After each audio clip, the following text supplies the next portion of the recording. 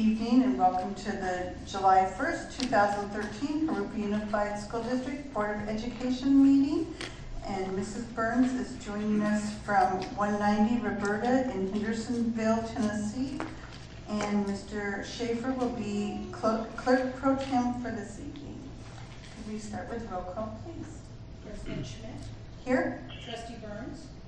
Here. Trustee Hernandez. Here. Trustee Mendez. Here. Trustee Schaefer. Here. Thank you. And I would like to welcome Ms. Maricela Magiana from Congressman Takano's office visiting with us tonight. Thank you. All right. Yes, Teresa, could you report out for us, please, from closed session? Sure. The first action the board took in closed session tonight was to, by a 5-0 vote, to appoint Terry Stevens as middle school principal at Jurupa Middle School.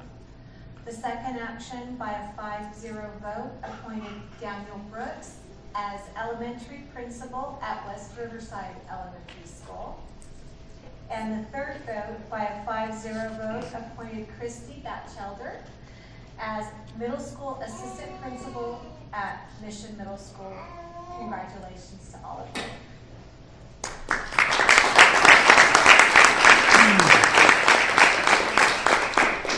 And we're going to jump back. And Mr. Mendez, would you like to do the flag salute for us? Yeah, thank you. Please join me in the Pledge of Allegiance. I pledge allegiance to the flag of the United States of America and to the republic for which it stands, one nation, under God, indivisible, with liberty and justice for all.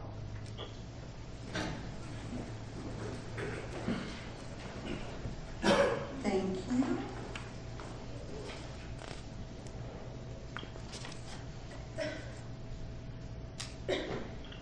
All right, next we will move into public verbal comment. Mrs. Holquin.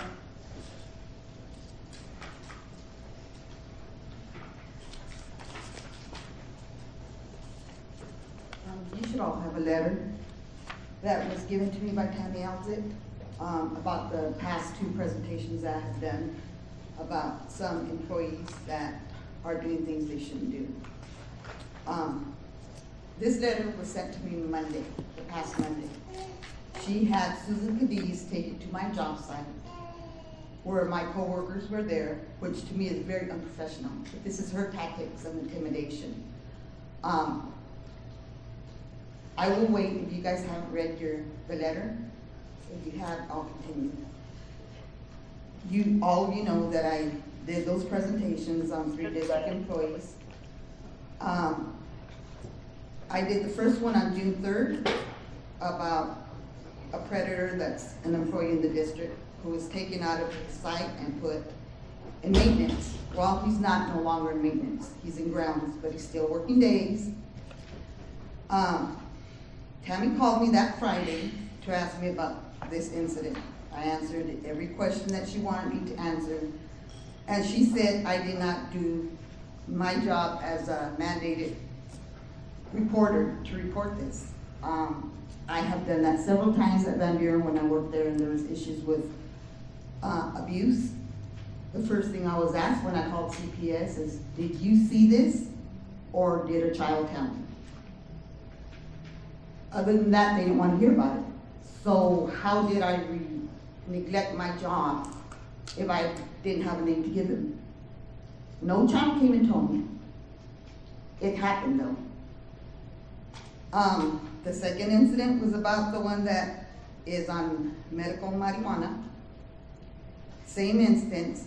On the first incident, I did give Tammy Alzick the name of the employee. She said, who could she talk to? I said, go to her for that one. But I clearly made it clear to her that there was a great chance that they were not going to talk to her because they know she retaliates and no one's going to put themselves in that position. The second incident was about the medical marijuana. I did that presentation on June 19th. She called me that Friday. She reminded me again about my responsibility about reporting incidents. Again, she went back and forth. I told her where this person works at. She asked me if someone had seen him. I said, yes, they did. Again, she asked me for a name, which I refused to give because I'm not going to throw anybody under the bus for that. Tammy could intimidate, harass, whatever it is. I've told you many times about this administration, how they do this. You guys choose to ignore that, I guess. However, what she didn't put in this letter was that she threatened me with the sheriff department. And I told her I would gladly speak to the sheriff about this. However, I was not going to give her a name. And I stand by that. I will not let this administration ruin subs' lives because they're subbing because they have to supplement their income. It's not because they want to work here. It's because they have to make a living. And I'm not going to, if I give a name, I can tell you what's going to happen. That sub won't get called again, and that is wrong because they're trying to do what's right. I've told you about the harassment, the discrimination, the bullying, the intimidation, and that's clearly what this letter was, trying to intimidate me. I don't know when the board members are going to stop closing their eyes to what this administration does. But if they continue doing this, something's going to happen. Something bad is going to happen. I'm just tired of Tammy thinking that she's superior to all, and she doesn't have to answer to no one for the things that she does and the lies that she says. So I wanted you guys to have a copy of the letter. Again, it was delivered at my site, very unprofessional. I mean, you guys have to put a stop to this intimidation. Fortunately, I'm not a person that can be intimidated by Tammy. She doesn't scare me, she doesn't intimidate me. She's just a bully. And you guys gotta do your job. You were elected to these seats to make sure things are right in this district, and they're far from right now. Thank you. Is there any other public comments tonight? Seeing none, we'll move on to administrative reports and written communications. And report on the residential development in Jurupa Valley. Mr. Gill. Yes, ma'am. We've been working with the delinquent group, and Mr. Darren Waters is here tonight to make a presentation. Just one short comment I'd like to make because I would think this has come to your attention. We brought it up in the past, and there was a story in the local newspaper this past weekend, and that's the loss of students we've had in the Jurupa school district system. I want you to know that we'll be giving you a full, complete report on that when we compile all the information sometime after the beginning of the year when school starts.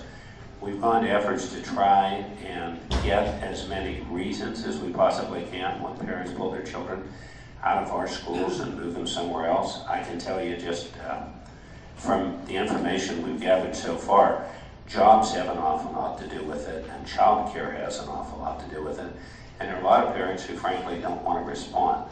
But we aren't in a situation that's so different from so many districts in California as a whole while this recession is going on. Moreno Valley has lost more students. They're bigger than we are, but they've lost more students than we've lost over the last few years. Hemet's about the same size as we are. Hemet's lost the same number of students over the same years. Riverside has lost students over the years. Corona, Norco is still growing, but certainly not by what they were growing by before. But I just wanted you to know when it comes to the loss of students, it is not a phenomenon that just is occurring in Jurupa Valley. It is, however, more prevalent over on the west side of our district, and we're going to be talking about growth over there and the fact that we do need to have an elementary school. If we do not have an elementary school, I can tell you from a preliminary look at the numbers, we are going to have the children that are in our school district are going to be going to Corona Norco schools, not because they're necessarily better than we are, we don't believe their teachers or their administrators are any better than what we have here, but because they're closer. And so with that, I'd like Mr. Waters, if he could give you a rundown on what's happening in the business industry and how it's going to affect our schools. Thank you. Good evening, Madam President, Superintendent, members of the board and staff. I'm Darren Waters from Delinquent Group. And does everybody have a copy of the presentation? Yes. Great.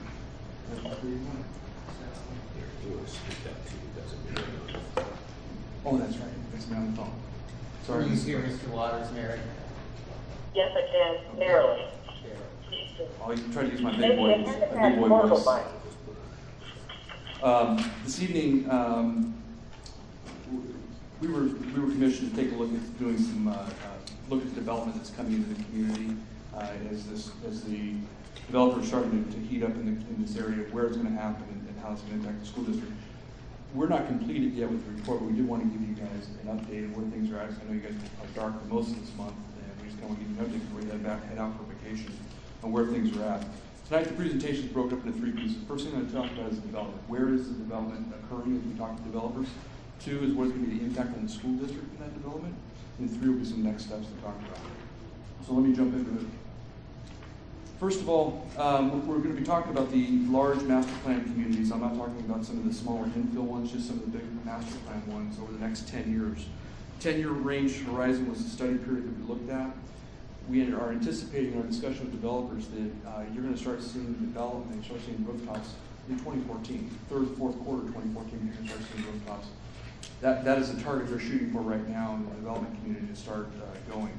I'm going to bounce around between a couple slides here because there's some maps. So I kind of want to show you where things are at, how they all tie together. So if you can bear with me, I'm going to bounce between about 3 slides here so we can look at this stuff. And feel free to stop me if you have any questions. But let's take a look at those first 3 on this page. We've got the IDI Business Park, Lennar, Stratham, and Willock. Those are 3 different developers, and that is located on the west side of the district. I'll zoom in on it right here. It's right here off of, this is Wineville and Belgrade, right there. Yeah. And you can kind of see it, well, it's hard to see that here, but it's right there. This is the Stratham piece, Lennar, and Willock. Those 3 developments right there, and we've been in very lengthy discussions with those folks currently as to what's going on and where they're at. They're talking rooftops in third, fourth quarter of 14. That whole project is about 1,100 units. So that's going to be a substantial amount of new homes coming in over the development period. The next one I'll talk about is Mission Estates. Could I ask you a question while you're on those 3? Yes. As far as Lanier, Stratham, and Wheelock, are those phases? Phase 1, phase 2, phase 3? No, sir. Those are 3 different developers, 3 different home builders. Okay. Right now, Stratham appears to be going first. Lennar is not far behind. Wheelock is a little bit further behind. That project was stalled early on when the economy tanked. It doesn't have sewer. They had to run a big sewer project up to get water and sewer to that project. So that is in process, and they are working to get that stuff infrastructure in place. And you have it broken down. I don't see it in here. Let's say the Lanier, 203 units. How many students does that equate to? In the impact section, I'll talk specifically about that, but really it's based on your student generation rates. Currently, we're looking at the student generation rates for that product type. It's about 40 kids per 100, roughly. So per 100 rooftops, about 40 kids is what the SFNA, School Facilities Needs Analysis, projected for that similar product type. Thank you. So Mission Estates, this one I would say is, you hear the term shovel ready. I don't think it's shovel ready because I think they're done moving the dirt. This is the one. This is ready to go. This one right next to Patriot High School. You've probably seen they got the curb cuts in, all the utilities are stuck. This one's ready. I don't know if they need any more shovels at this point. I think they're ready to pour concrete and get going. But and just so we can see it on the map, it is right off of Patriot High School here. It's 178 units bordering Patriot High School. That one will probably be one of the first ones to go because again, it is so ready. They're ready to go. They got it. They cut it off right when they're getting ready to go as the economy tanked for them. The Harvest Villages is a large project, 936 units. This is a mixed-use area. It is off of Lymanite and Wineville and also the 15. Development is going to start at the bottom for residential and work its way up. There is a park here. They have talked about doing they've got a spot in here at the school site where needed. It would be adjacent to the park, it could be used as a joint use type situation. The same thing with Lennar and Stratham. On the border of the 2, there's another site in their design that if the school board were to decide that's where you want to build a school, there's a site in there. If not, they can can put the next overlay over, and they can build homes there. But they've got a spot lined out, and it's adjacent to a park as well in there.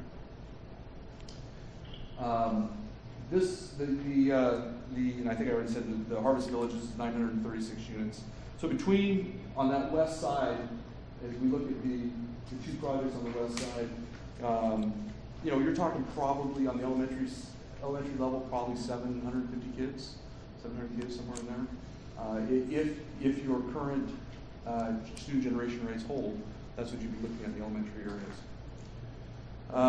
Next would be the Highland Park. Highland Park is 405 units. This one's a little further out as far as the timing. We're talking 2015. Highland Park is on north of the 60, right here. They say that we talked to these folks. They said they're getting closer. They're 2015. They got a little bit of work to do. I drove by there today to see where things were at. They got a little bit of work to go, I think, before they're ready to go. 2015 is not unreasonable. It is adjacent. The same people now also own the Rio Vista, that large mountain that they plan on developing as well.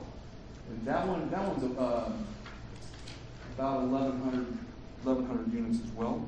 But that's much later in the decade, closer to 2018, before you start seeing the first rooftops on that one.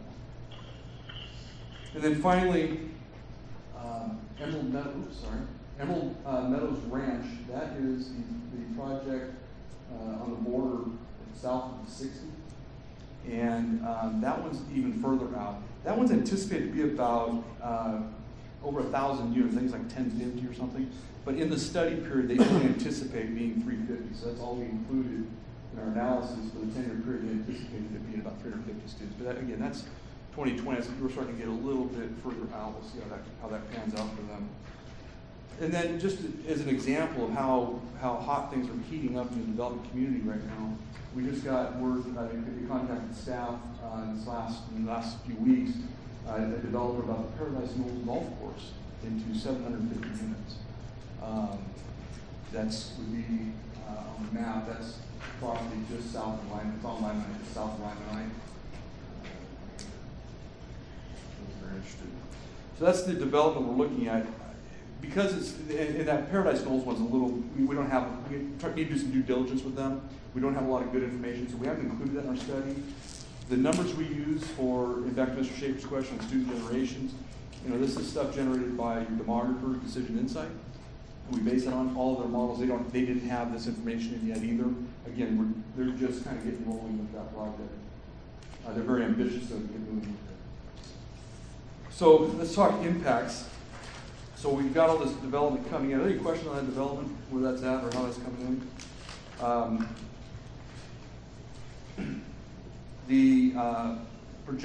We're projecting about 3,100 students based on the numbers provided by Decision Insight for that number of units. And you can see it broken down by grade configuration. Elementary school, 1,848 kids, 406 at the middle school, 800 at the high school levels throughout this. Then again, this does not include the Paradise Knolls project. This is just the ones we've been able to communicate with those folks. When you're looking at the student generation rates, just so you have it, I answered Mr. Schaefer directly when we're talking elementary students at 40 kids per 100 units is what the generation rates are. Middle school is about 9 kids per 100 units. High school is about 20, based on the current SFNA, school facilities analysis, when that was done. And those numbers change from year to year depending on how these fill. We monitor that on an annual basis to see how those are going. That's what your current numbers are looking like. So as we look at the kids coming in, we've got a couple things. So we're taking a look at school sites, configurations. We kind of are carving the district up into quadrants to just kind of see where these kids are coming with development and where, if any, school sites we would recommend as possibilities. So things we're still working on is the grade level configurations for such facilities. We need to get some clear direction on that. High school facilities are going to have to be expanded. I don't anticipate a need for a new high school this decade, in this 10-year period. But there may be some expansions of existing, if there, or some boundary adjustments, depending on which direction you tend to go. But with 800 additional students coming in, there may be a need to add some housing for those kids over the study period. Right now, we're anticipating, when we look at current costs, and again, this is in 2012 and 2013 dollars, somewhere between $65 and $90 million, depending on which direction the district chooses to go with the construction process, the school configurations. Is it K6? Is it K8? Is it, are you going to add on at the high schools? Are you going to add on to the middle schools? Are you going to try to handle what you got, build a new elementary school, not build a new elementary school, or just add capacity at all sites? I don't know if that would probably be the best solution going forward, but we certainly are looking at that as well. We look at developer fees. So how do we pay? That's a big number. How do we pay for that? And so when we look at developer fees are the developer impact fees. Currently, the district is able to charge $3.70 per square foot at a minimum. That is what a developer's obligation is to the school district to provide capacity to these schools for the impact from these new development. And so that the $3.70, when we look at just the units in the study period, those 10 years worth, it'll generate approximately $35 million. Looking at just 100% level 2, at today's number, $3.70. Now, if that number goes up, obviously it'll be a little bit more money, but your cost, what causes that number to go up and down is your capacities, the construction costs. That's all tied together. So if it goes up from $3.70, that just means it's costing more to build schools. So it's really kind of a zero-sum game in the way that flows. One of the strategies we've been talking about with some of the developers, we were approached by a developer who's interested in doing community facilities district. If that's something that he's interested in doing, then we were talking about premiums at that point. He asked us what the premium would be. Looking at market right now, probably 115%. What I mean by that is, should that work out, if the developer seemed amenable to the market conditions of 115%, then that would mean instead of getting 100% of level 2 fees at $35 million, it would be 115%. There would be a premium, so there'd be some extra dollars in that case coming to the district to help with the facility issues. The projects we've identified, the things we're talking about, these funds are just new construction. This does not include any modernizations the district is anticipating. Does not include any technology increases or improvements that the district is contemplating, or anything like that. That is just new growth construction to accommodate and house the kids that we've discussed. Questions?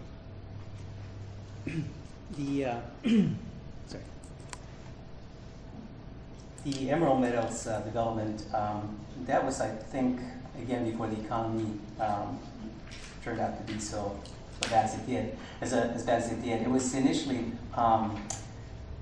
planned for, as you said, not only more homes, but didn't it also include a lot there for, or a parcel for a school facility there, an elementary school, or K-8 possibly? When I see developments, master plan communities at that number of over 1,000, they almost always will cite in a school. For the developer, that works out very well because it's a very attractive selling piece, right? We're building a school here in our own community. You got your own neighborhood school, is where your kids will come. So it's an attractive selling point. I don't know for a fact that there's one in there, but with 1,000 units, I would strongly anticipate that.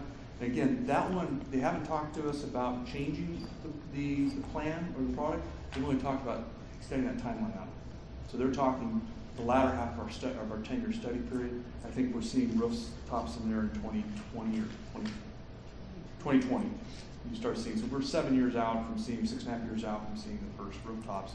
And then obviously not going to build 1,000 overnight, those will phase in over a few years. Mr. Waters, they had ID'd a school site. I am not sure what point in the process they got to before they went into bankruptcy. So I don't know if that school site was on it. I don't know that they ever got to an approved track map. So I think they probably didn't, and there wasn't one officially, but there wasn't an acknowledgement. There was some discussion. Yeah, and that is kind of where most of them are at right now. Is just like that. The two that we know that have firmly committed to school sites is the Lennar Stratton piece up on these are both on the west side now.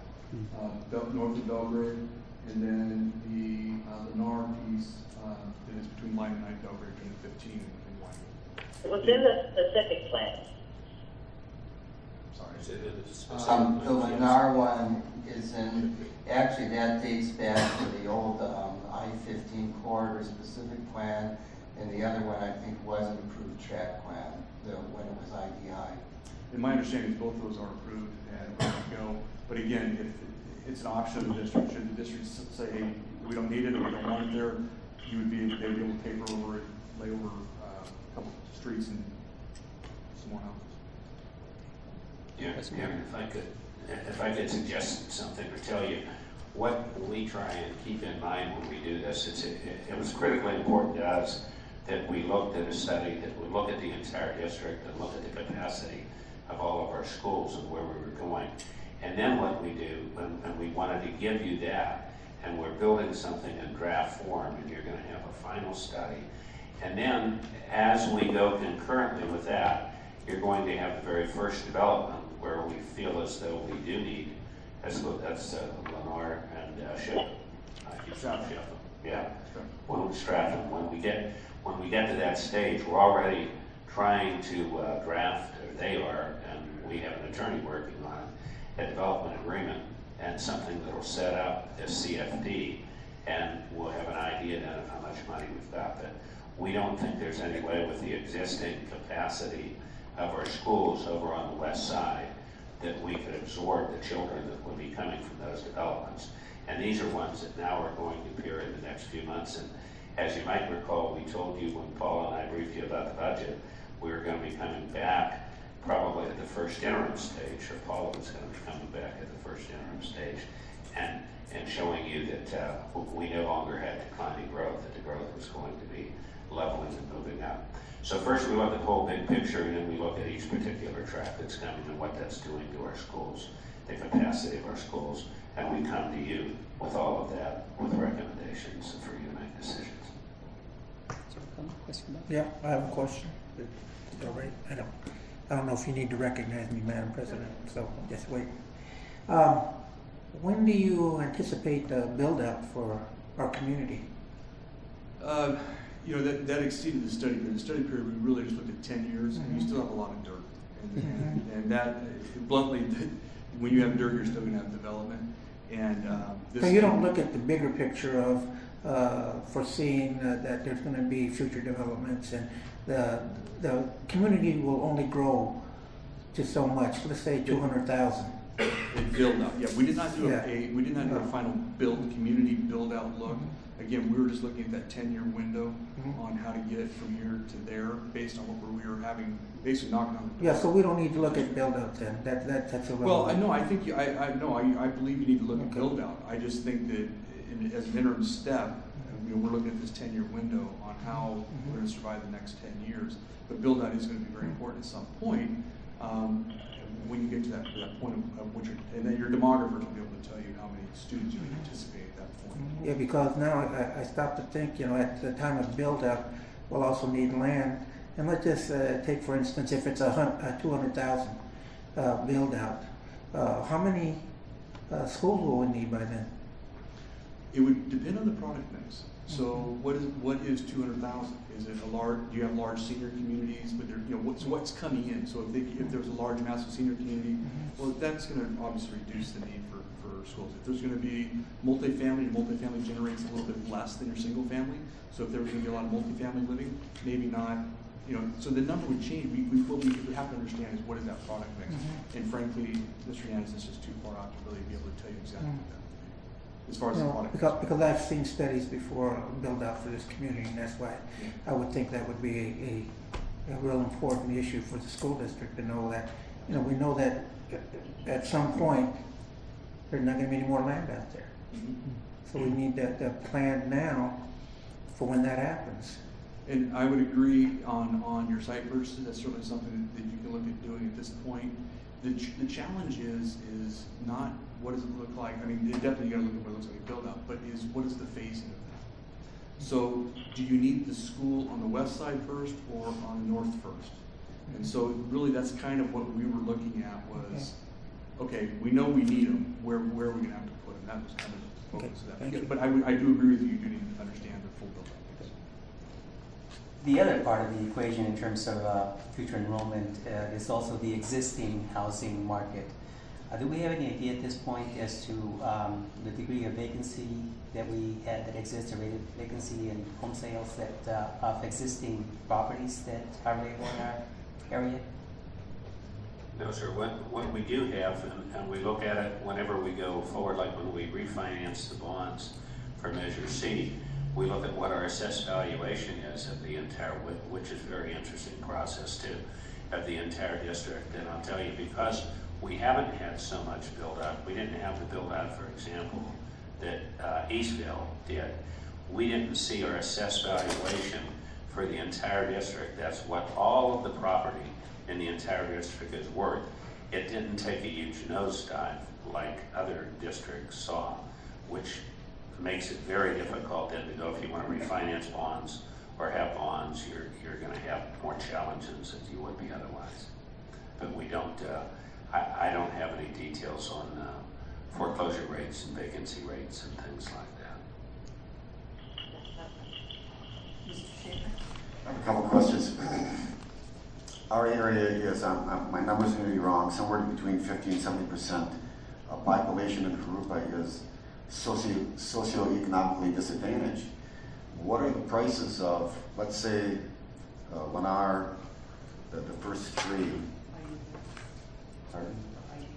The IDI. Is that it? IDI development? Do we know price? Right now, they're talking, because they're doing it, this is the spillover from Eastville. So Eastville is done on that, they're spilling over this 15 and they're moving north to New Model Colony on the north side. But what they're talking about is their pricing, I mean, they're talking in threes, in the mid to high threes on that. Market will dictate on what they're going to be able to get for it. I mean, they're talking, I believe the number, and I don't have that in front of me, but I think they're talking again in the high threes, mid threes. That's what I recall too. Yeah.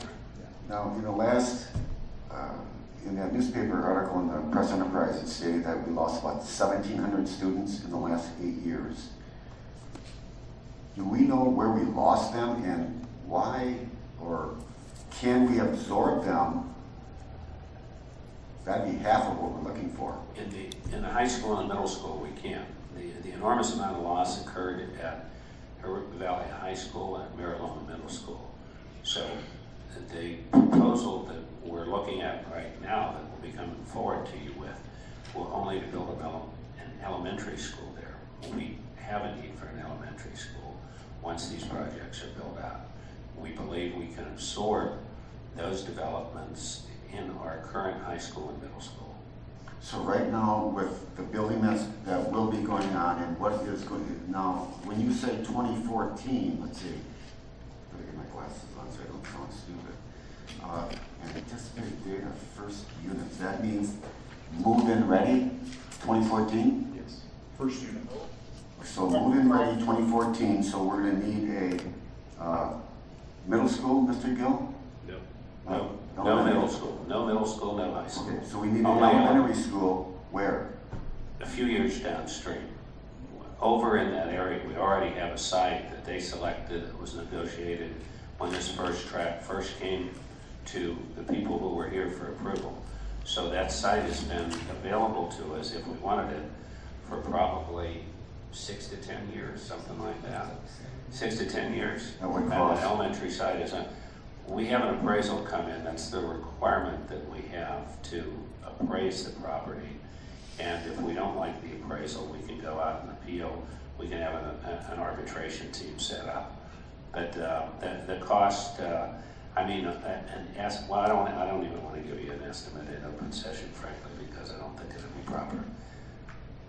So that cost of between 65 and 90, well, let's see, cost of providing new school facilities as well as, what, you got this all, the 65 to 90 million is expanding existing facilities. What is this new elementary school going to cost us? The total Does it school include the cost land? would be, yes, total school cost would be approximately $20 million, including land, including architecture fees, It could be a range of about 18 to 23 is what we're estimating now. Elementary school. Yes, sir. And who determines if there's CFDs? You approve the CFD. Yeah. We're negotiating that right now. We think that's the way to go, and then we can get money when that CFD is formed up front to build the school. But we need to look and see the CFD, I think in this area, will probably fall slightly short of coming up with that entire amount of money. We're going to be coming back to you. There's an awful lot of facility work that needs to be done here and needs that are going to have to be met. And you're going to be making decisions, some tough decisions on those things. Thank you. Just a comment, actually at your next meeting, I will be presenting kind of a schedule to develop a long-term plan to look at our both, well, long and short-term, to look at the near-term facility needs and the long-term ones. And it's really, you know, some of us, myself, are a little gun shy because we sat here 8 years ago thinking we had to have 3 schools in 10 minutes. And then it turned south really, really quickly, but we're seeing that same kind of development. And kind of in answer to the part of your question, Mr. Schaefer, is I don't believe, but it's very hard to tell, that there's a high vacancy rate in the district, and houses seem to be selling. What's always been a problem for this district in terms of initially we lost kids because there was no new housing stock here, and people were moving to Banning, Beaumont, San Jacinto, where they were buying, at that time, moderately priced houses of about $300,000. And at that time, properties in Miraloma, Pedway were selling for similar prices, and they got brand new homes.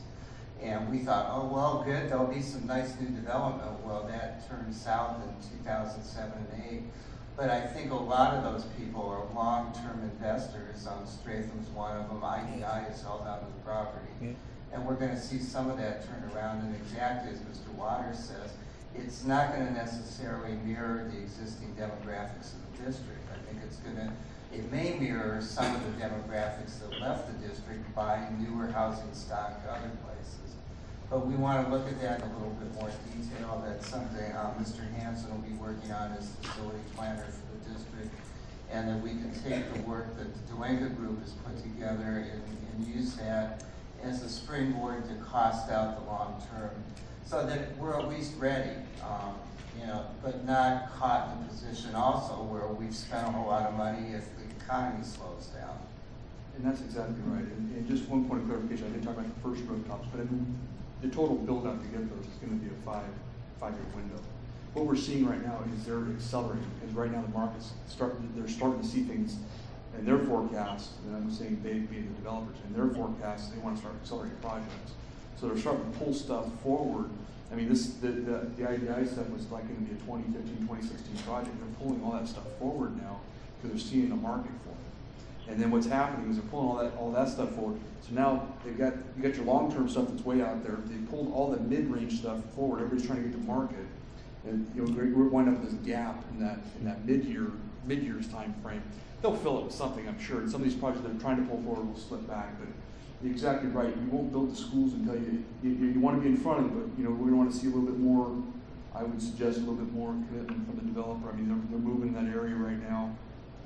Before you lock into a school site and build a school, we want to make sure that development's going to continue to go. Just one more comment.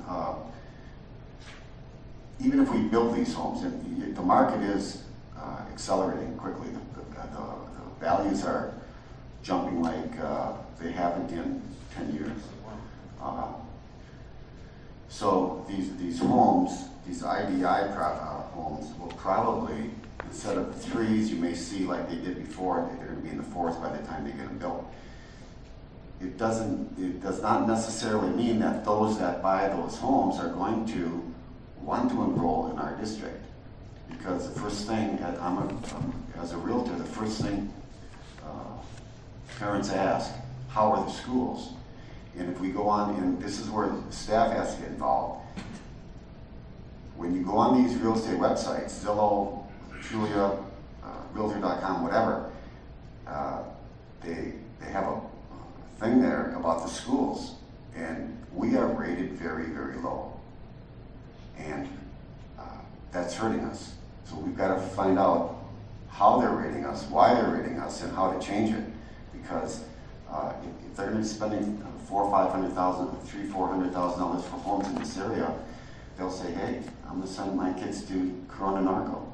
And we've been losing a lot of kids to Corona Narco.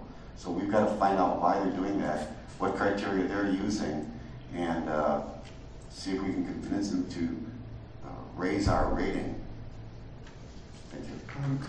That's actually a very critical point, Mr. Schaefer. Some of those things we obviously can't control and some we can influence. One of the things that new developers want, and that I think we would want too, is a school in their development that really serves their kids. And they would have to seek a transfer to go to another district. And I think no district is looking to absorb a whole bunch of kids at this point. Corona happens to be a district that continues to grow because on the south and west ends of that district, they border pretty much higher density populations. So it's something we can and should look at and work on, and that would be part of the report that ultimately we look at. Thank you. Item B is a report on Edison's renewable energy self-generation credit transfer program. Mrs. Ford. Yes, as the board may recall, after the last solar project, Chevron Energy Solutions was asked to keep Jurupa in mind if any new energy savings or generation programs became available. Well, tonight, Mr. Larry Babler from Chevron Energy Solutions is here to present a new program, the Renewable Energy Self-Generation Credit Transfer Program. And administration has been in discussion with Chevron Energy, and we believe this new program could greatly benefit the district. This item is information only, and now I'll turn it over to Mr. Babler.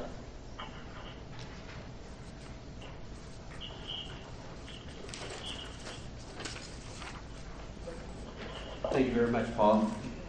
My name is Larry Babler. I work for Chevron Energy Solutions. Jonathan Brown is the senior project manager, engineer on the project that just completed in the district the last couple of days, actually. Tonight we're pretty excited about a new opportunity that Edison has just initiated for government customers. Mary, we're going to flip pages here on the PowerPoint, so we will, when we turn, we'll tell you what page we're on. We are now on page 2. Don't tell me you numbered the pages this time. You remembered it. Yes, we did. This new program, the Renewable Energy Self-Generation Credit Transfer Program, is a solar credit program that is only for government customers, that's school districts, community colleges, cities, counties. And it is structured in the way that the economics work for what we call solar farms. And Jonathan is going to talk to you a little bit about what a solar farm is in a minute. But you can generate solar credits through this program by putting in a solar farm. And these credits can be distributed to your other schools, those schools where we didn't have parking lot space or the economics weren't quite right for the shade structure solar that we put into the first program, now all of a sudden become targets for this lower cost solar energy to be sent to them through these solar farms. You can distribute this up to 50 different accounts in your district, and the program is limited by the amount that Edison can take in this. It was approved by the Public Utilities Commission, and it's first come, first served basis. And we are talking to other districts, and there is a real interest in this program. This is for information only for the board tonight. We've been working with staff. Staff's been great in providing us with information. We're still in the design phases. We haven't priced this project yet. We haven't figured out how to finance this project yet. That will come later. But we just wanted to get the board up to speed in a quick presentation tonight. Mary, we're going to go to page 3. Jonathan's going to talk about ground-mounted and sites that we've identified with the district through working with staff. Thank you, Larry. I am paying attention, and I think I have a real me first attitude here about being with other districts. Great. The first site we identified as being an ideal candidate for this program is Nueva Vista High School, located off of 34th Street. The current program doesn't require the use of all of the open space around the school. We're preserving the existing fields to the south, and the solar farm, which is at a capacity of about 800 kilowatts, would be mounted. It would be a ground mount structure no taller than 9 feet high, and that's critical because that avoids a DSA review and minimizes the cost. This program works at optimizing the cost and maximizing the savings, as most programs do, but this program specifically, the bill credit program, it works well with ground-mounted systems. So at Nueva Vista High School, it wasn't a site that received solar in phase 1. And again, as Larry mentioned, because of parking and load, existing load on the site. But what this allows us to do is utilize some of this space around the school for a ground mount system and offset the utility bills at other sites. On slide. What is DSA review? That's submitting to DSA for review, and because it's ground mounted, there's no structures. I'm sorry, Division of State Architecture. I apologize. The next site that we've looked at on slide number 4 is Mission Middle.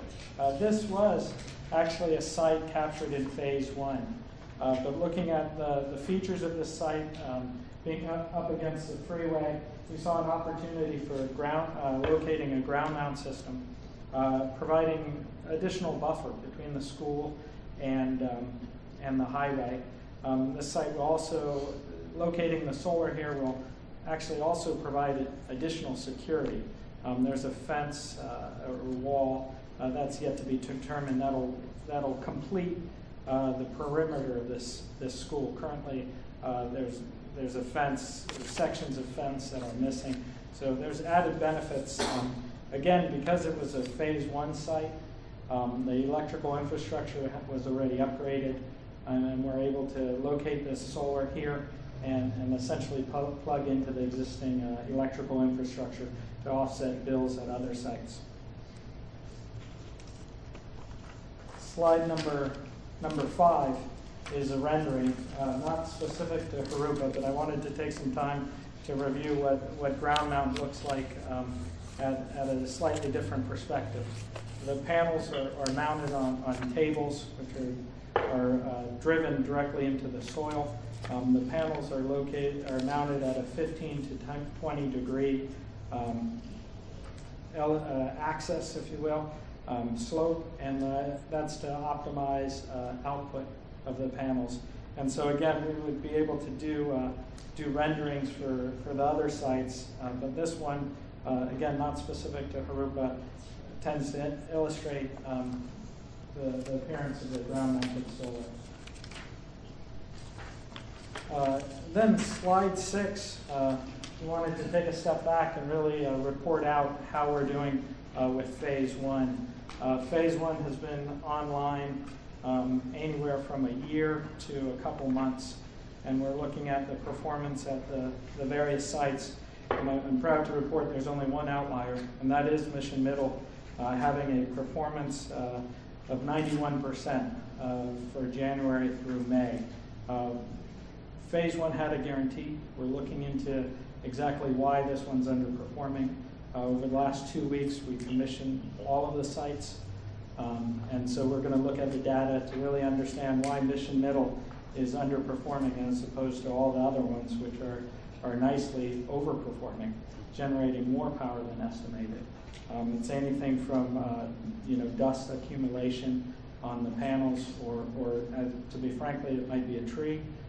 The height of the building and the fact that these are winter months and early spring. And so the thought is that we'll want to take a snapshot towards the end of summer and see how Mission Middle is producing at that point before we launch into mitigating strategies, adding more panels to meet our guarantee or what have you. I'll turn it over to Larry to look at the benefits of this program. So those results that Jonathan was talking about, anything over 100% means more savings, more cash flow, positive cash flow for the district, so we're really proud of that. We're now on page 7, Mary. District benefits from the program. Obviously, this district has a long legacy of leadership and sustainability long before we showed up here. This is just another continuation of that. We think it'll bring lower overall utility bills, which means you'll be paying less for energy when you do this project than if you didn't do this project. It will pay for itself just like the other one did. We're confident of that. Predictable rates for the next 25 years. Once you've set a solar system in place, you know for that increment of power what you're going to pay for it for the next 25 years. That's the warranty period on the panels. And I think that's going to be significant in that you probably heard the recent news about Edison and decommissioning San Onofre. It's the largest decision the Public Utilities Commission is going to make ever on how the cost appropriated to decommission that plant are going to be applied to shareholders and ratepayers. You're the ratepayers, and I think the cost of this project over the next 25 years is going to be a big benefit to this district. Well, much larger than we are using as estimates for how this is going to play out for the next 20 years. Environmental benefits, obviously, you're trading fossil fuel generation electricity for renewable energy. We will be calculating all of this as we formulate the program and finalize it. There will be a performance guarantee just like we have on the first one with the program. We're still in a favorable rate situation in terms of financing. The last program was 3.46% money. Interest rates have creeped up a bit, but we're still under 4%, and it's still favorable money for a project like this. The panels pricing has come down, continues to come down as production goes up. Construction costs are about what they were when we did the phase 1 project. And the final thing is we do have a construction agreement that has been fully negotiated between Chevron and the district council, and we would propose to use that, save some money there, and just change the scope of work to apply to this new program. Last slide, next steps. Page number 8, Mary. We need to finalize these locations, do the engineering, figure out how that all will be working electrically. Design the program. We are designing this at no cost to the district at this point. This is a very fast, developable project. We have a very favorite customer here with Jurupa, so we just decided to go ahead and do this and bring it to you on our nickel. We'll bid the project, we'll bid the financing just like we did before when we get there.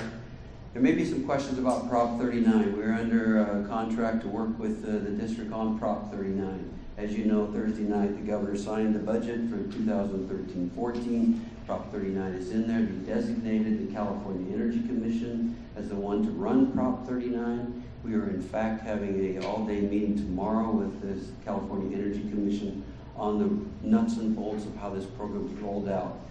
We are a major corporation, as you all know, in California.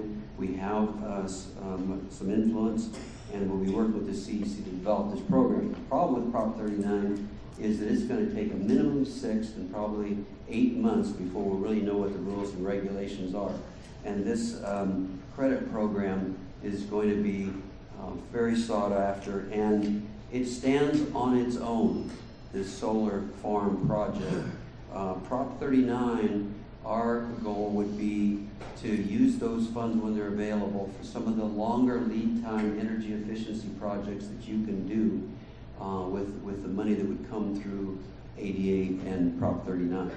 So there is an agenda here to continue to save the district money in the most economically and feasible way and not lose any opportunities. We're anticipating coming back to you with a fully developed program in the August timeframe, and this project could be completely constructed for the summer rates of 2014. That's the end of our presentation, and available for questions. Any questions? Yes. Right now you have 2 projects that we're looking at, the one in Rio Vista and the one at Mission Middle, correct? Would we only be selecting one of those projects, or would both be feasible to consider approving? Or At this point, we're proposing to use both sites because we think that's we've analyzed all your non-solar school cost of energy in the current rates. And we think that with those two sites, it would be a good approach for those that don't have solar to take advantage of it. It's the right size for the rest of your school district to take advantage of the program. which of these two sites would generate the greatest amount of, generate more power? They're both about 800 kilowatts. Specifically, Mission Middle is a little larger. And then my last question, or actually more of a comment, it probably would be good to find out what's hindering the present panels on the Mission Middle campus to not perform as well as the others. Maybe we might learn something that we can apply to this other next to the school there. Most definitely. I haven't seen the final commissioning report off that site, but I wouldn't be surprised if they didn't find something, and we're already our energy management group that oversees the guarantee and the performance isn't already working towards a resolution, or at least understanding what the problem is, and we'll be able to report back in August exactly what's going on at Mission Middle. Thank you. Yeah, Paul's been continually asking me how we doing. I continually tell him the contract says once we get the program done, then we do our evaluation, and there's a year to that report. But I didn't want to tell him again that same story, so we actually asked one of our engineers to look at the solar, and that's key. And I'll tell you, Jonathan and I were out looking at Mission Middle a half a day after we saw that 91%, and we're trying to figure out ourselves. So thank you. We're on it. Mr. Hernandez, you had your light on too. Mr. Schaefer? I don't know where I read, but where's the 2 megawatts coming from? Was that if we did it on the property on Limonite? Is that wrong? May I, Paul? I mentioned 2 megawatts on the in our closed session. That was the maximum they looked at where we could benefit before the cost of building something more that would generate more. Just the benefits would not be available to us for that. So we'd be, if we built more than 2 megawatts was their early discussion, and maybe more like 1.8 or so. They're still working through that. That's where the 2 megawatts came from, sir. Okay. So basically, we're just looking at these 2 sites. Period. If that's where it maxes out, that's right.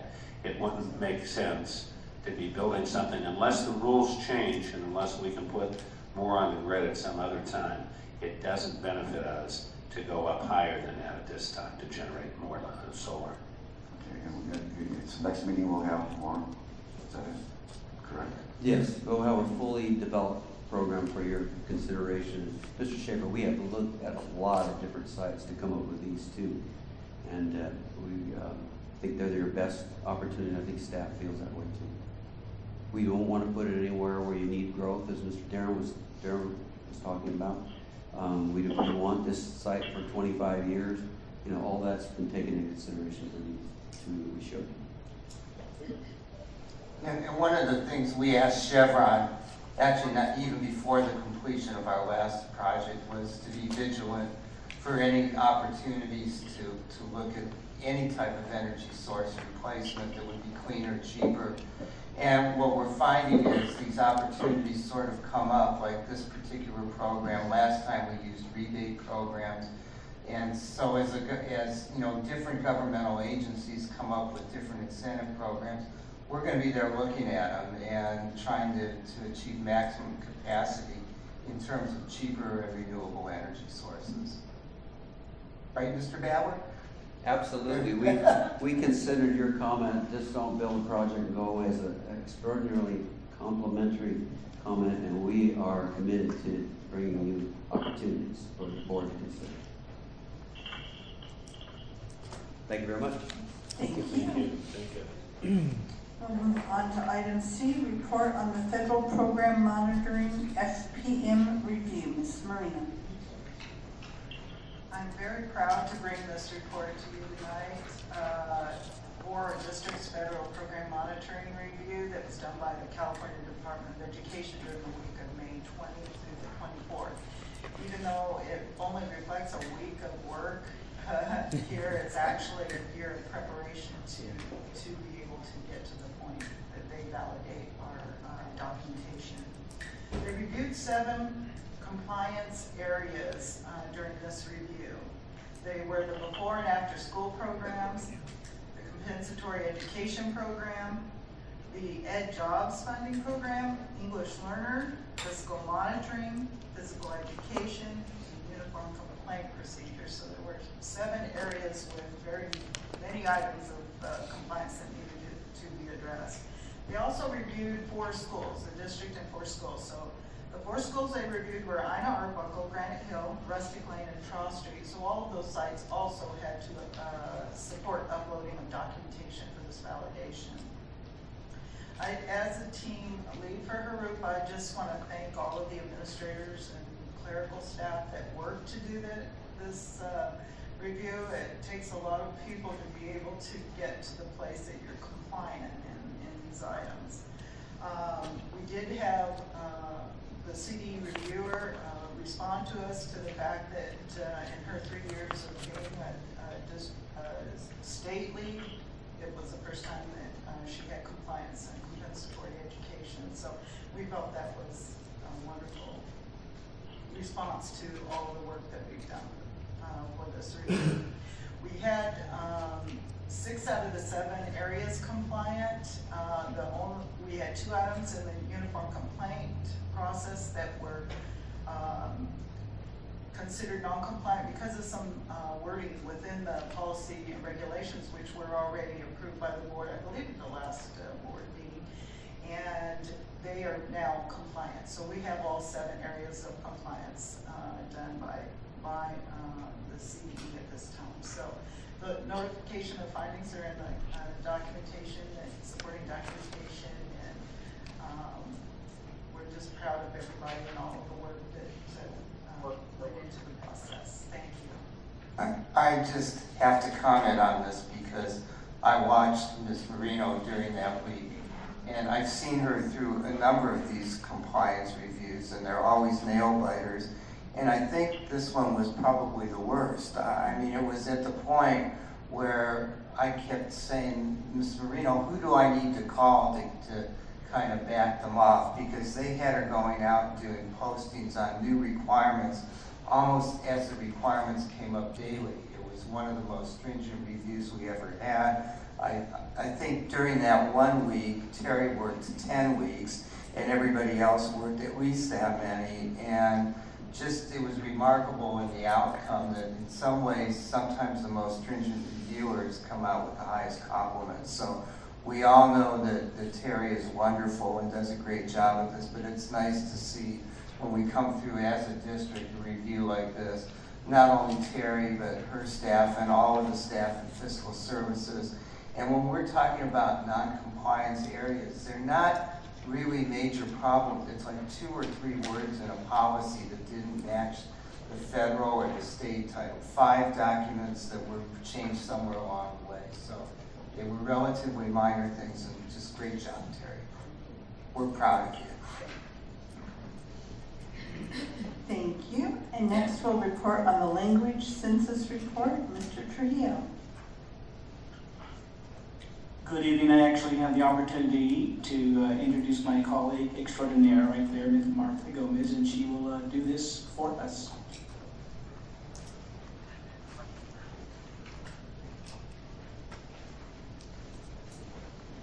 Good evening, everybody. So what is the R30 report? It really is a report that is required by state and federal law, and we do it every year. It's collected every spring on March 1st, and that's the date that we collect all the numbers, and we report them to the state. They collect 2 types of information. They require student information, like their background, what kind of programs they're in, the languages that they speak, and then they collect data on the teachers that teach. So this is what we reported. We have 6,960 students who are English learners in our district. We have 4,327 students who are fluent English proficient, which means that they they either speak another language, they spoke another language, but they're fluent and they're not classified as IELTS anymore. And we have 22 languages in our district. The vast majority of our English learners, of course, speak Spanish, but we do have other families who speak other languages. And as you can see, we have about 11,000 students who are or are underway to becoming bilingual. Along with this report, we also report how many students are reclassified. That means that they came in as English learners, they learned English, and now they're proficient, and we reclassify them. And we reclassified this year 374. Now remember, we reclassify, well, the report is from March 1st to March 1st, so that's the number that we reclassified this year. The programs required for English learners are structured English immersion, English language mainstream, and alternative course of study, and we offer all three, so we're in compliance. We have 64 paraprofessionals that serve the English language learners, mainly the levels 1s, 2s, and 3s. And we have 852 teachers, and they all serve our English learners at one level or another. And that's it. I don't know if you have any questions for me. Any questions? Thank you very much. And next we'll move to the report on Jurupa Valley High School and Nueva Vista High School WASC visits. Mr. Trujillo. Yes, I have the good fortune of notifying the board of two very successful WASC accreditation processes that just completed this past spring. One from Jurupa Valley High School and one from Nueva Vista. Jurupa Valley High School was a full-blown self-study which occurs every 6 years, and Jurupa Valley did get a full 6-year term with a mid-year review, or the midterm review, which is the second highest term that a school can receive. So 6 years would be the highest, with no midterm visit, and then the second highest would be a six-year term with a midterm visit, and that's what Jurupa Valley achieved, which is just a great accomplishment for Mr. West, Ms. Carja Gonzalez, when she was there, who helped produce that self-study document, and of course to the staff and the students and the parents who were all present to facilitate that event. So congratulations to Jurupa Valley. Nueva Vista was going through a midterm review. So 3 years ago, they too got a 6-year term, and at this point they were right in the midway point, and so their visit was a one-day review, which essentially is to ensure that they are following through on the action plan and following through on the recommendations that were made by the visiting committee 3 years ago. And in fact, they were noted as doing so very successfully, so they too had a successful WASC accreditation visit. And as I'm sure the board knows, WASC accreditation is the process by which a school guarantees to the public at large that they are an institution of trustworthiness and that they have the wherewithal to implement and monitor teaching and learning at their sites on behalf of the school and the stakeholders associated with that school. So it would be a travesty not to ever get accreditation review positive, but in this instance, both schools did so very nicely. Thank you very much. And next is the Williams Settlement Quarterly Uniform Complaint Report Summary. Mr. Trujillo. Yes, as I'm sure the board is aware, 4 times a year the district is required to reveal whether or not there have been any complaints and which kinds under the Williams Settlement Quarterly. And I'm happy to report that for this last 4th quarter, there were no complaints whatsoever in any of the 4 areas. So congratulations to all those who too had a hand in that. Thank you very much. And next is item G, consider nomination for the CSBA 2013 Outstanding Legislator of the Year, Mr. Duchamp. Thank you, President Schmidt. Each year, CSBA solicits nominations for legislators of the year. This year, we certainly know a lot of legislators in Sacramento who were very active in educational legislation. So it's up to the board if they would like to nominate any members of the legislature that would be the Assembly or Senate who might be appropriate candidates to be considered by CSBA. You've got that more than we have. Who really helps us out up there? Well, I would like to tell you actually that, and it was probably more for higher education in this area. Senator Roth and Assemblyman Medina both were very active in securing an ongoing revenue stream for UC Riverside Medical School. They were also very active in working on the local control funding formula with the governor and making sure that our district and districts in this area were represented. And I talked to both of them a number of times regarding that issue, and they carried that message forward. So they're new. Neither one of them have a long track record, but they got out of the blocks pretty well. May I make a comment? Go ahead, Ms. Burns. When I first went on to this particular board, Jose Medina went on at the same time. And he's really a terrific person. And Mr. Roth is as well. I've known Mr. Roth for probably 10 or 12 years. I haven't had contact with him since he has become a legislator for us, but either one would make good recommendations. Is there a way we can do?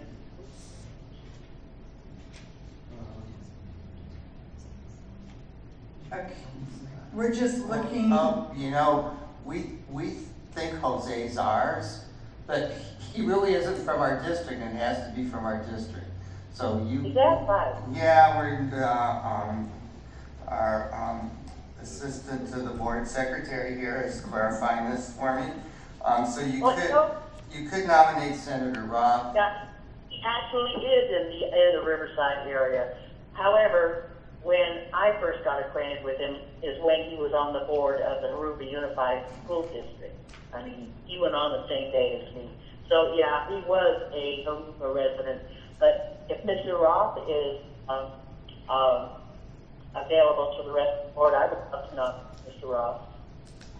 I would support that. I maintain contact with both Mr. Medina and Mr. Roth, and they are very supportive of educational issues. The reason that I hesitated was because of the newness in the legislature. But they, as you said, it definitely has started out very strong in supporting. I know they were among the two that were really leading the efforts in making sure that school financing was at the forefront and that it was provided with adequate funding for this year, in addition to the school of medicine at UCR. So they're just getting started, and that was the only reason I hesitated, but definitely they have already begun to show strong support for educational issues and specifically for our area, so I would support that. So Mrs. Burns, are you making a motion? Yes, I move to nominate Mr. Roth as our nominee for legislator for 2013. I'll second that. Thank you. We have a motion and a second to nominate Senator Roth for Outstanding Legislator of the Year.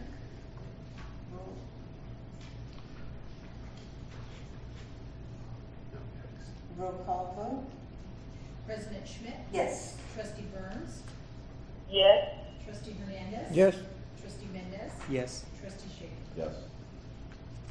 All right, motion passes 5-0. Send that on to CSBA, please. We will draft a letter probably for your signature, Madam President. All right. And other administrative reports and written communications, I know that we have one. We have one. We also have one other one. I believe Mr. Gill would like to address the board at this meeting at this time, and then I know you have one other one. President and members of the board and staff and members of the public. I just want to let you know, for those of you who don't, this is my last board meeting, and I wanted to thank the board in particular, and most particularly President Schmidt, for being so supportive and so respectful with running great meetings. I haven't been in education very long, but this is far and away the best school district that I have worked for, and I mean that sincerely. I think that's not just because now we have a stable, respectful board. We've always had a great superintendent. Some of you may know, and some of you may not.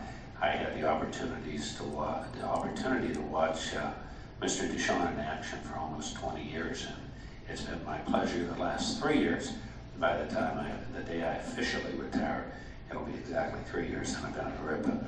But I also want to thank the cabinet and my staff in particular, all the staff of the district, but the directors who are in this room tonight and the directors who have retired before me are a magnificent group of people, and I just want to thank you all for the opportunity that I've had here for the last 3 years.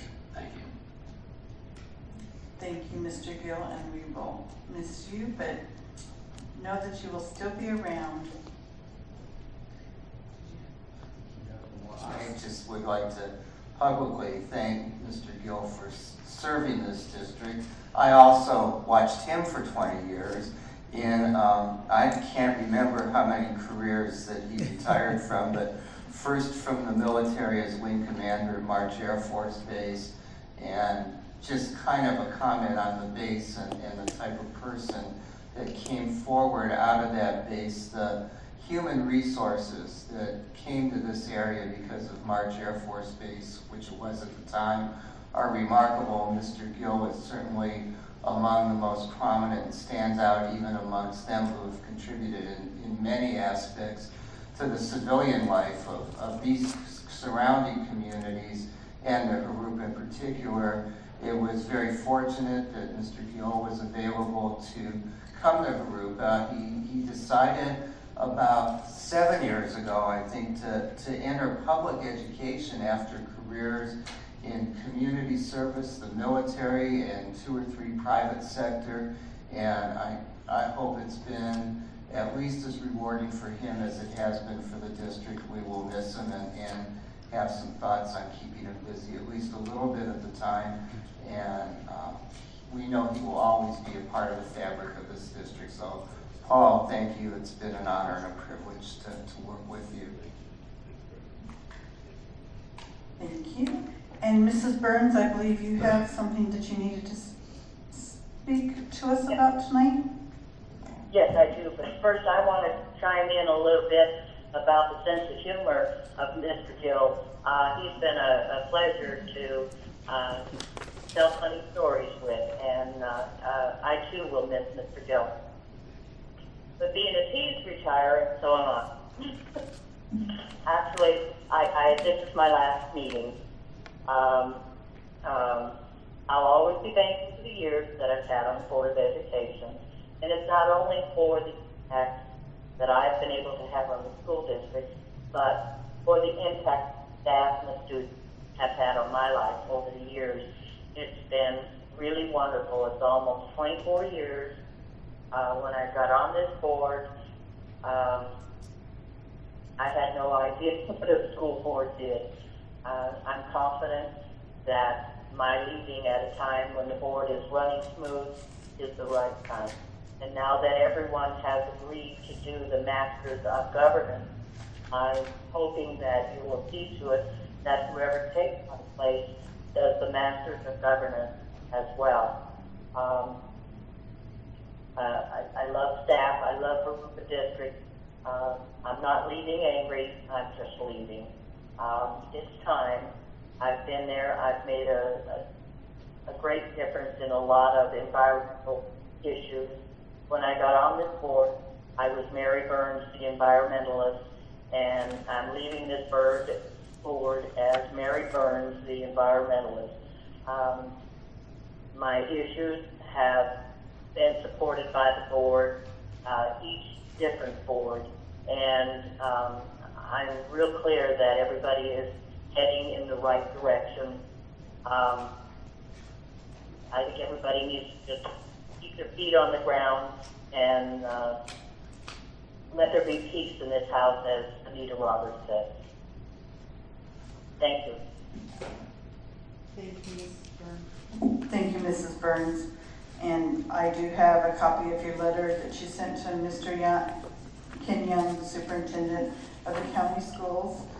And I just want the audience to know that after the posting of the agenda, the board received a resignation letter from trustee Mary Burns resigning her Board of Education seat in trustee area 3 effective July 6, 2013.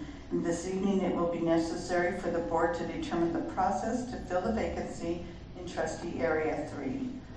And if the board would like to discuss this matter in open session pursuant to section 54954.2 of the Brown Act, the board must make findings that trustee Burns' resignation came to the attention of the district after the posting of the agenda, and that there is an immediate need to take action on the matter, and this finding must be approved by at least 4 of the board members.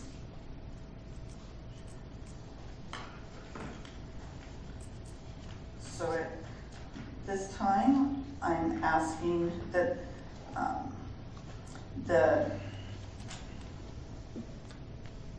that we make an emergency agenda item to discuss how to fill the vacancy.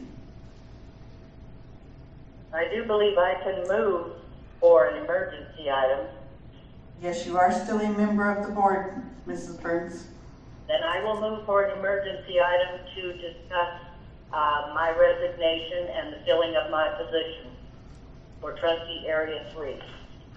All right. We have a motion and I will second it. And we will discuss it. Do you want to discuss now at the end of the... Oh, yes, we need to vote. Roll call vote, please. Thank you. President Schmidt? Yes. Trustee Burns? Yes. Trustee Hernandez? No. Trustee Mendez? Yes. Trustee Schaefer? What are we voting on? To make this an emergency agenda item to discuss her resignation and discuss how to go about putting someone else into the position. Motion passes 4-0. 4-1, I'm sorry. Motion passes 4-1. And what's the pledge? Do you want to get some time to absorb everything? Let's do it at the end. All right, we will do it at the end of the meeting. Sure. Yeah. At this point, you obviously cannot, well, not obviously, you really cannot appoint anybody to the board tonight. The decision you would be making is whether to hold an election or to seek applications and nominations for an appointment to the board. You do have 60 days to fill that provisional appointment, or the county superintendent then can fill it or call an election. So what you will be discussing later is really the process, if you wish to make a provisional appointment and the process to get to that point, or if you wish to have an election. Madam Chair, does the board have to accept Mrs. Burns' resignation? Mr. Superintendent Young is the one to accept it, not the board. Okay. All right, and in the packet that I handed down is Has he accepted it? Pardon? Has he accepted it? It's effective immediately after you receive it. It's, yeah. So in your packet, when we get there, there's information on that. All right, action session, approved routine action items, and we have been requested by Mr. Gill to pull item 7. So it'll be action items A 1 through 6 and 8 through 13. I'll move for approval. Second. Have a motion by Mr. Mendez and a second by Mr. Hernandez. Roll call vote, please. President Schmidt? Yes. Trustee Burns? Yes. Trustee Hernandez? Yes. Trustee Mendez? Yes. Trustee Schaefer? Yes. Motion passes 5-0.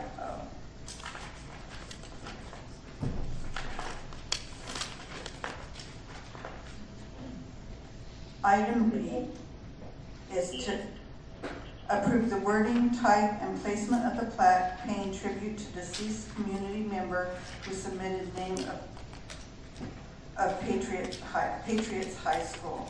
And we do have Mr. Humphreys would like to make a comment on this, if you'd like to come forward, Mr. Humphreys.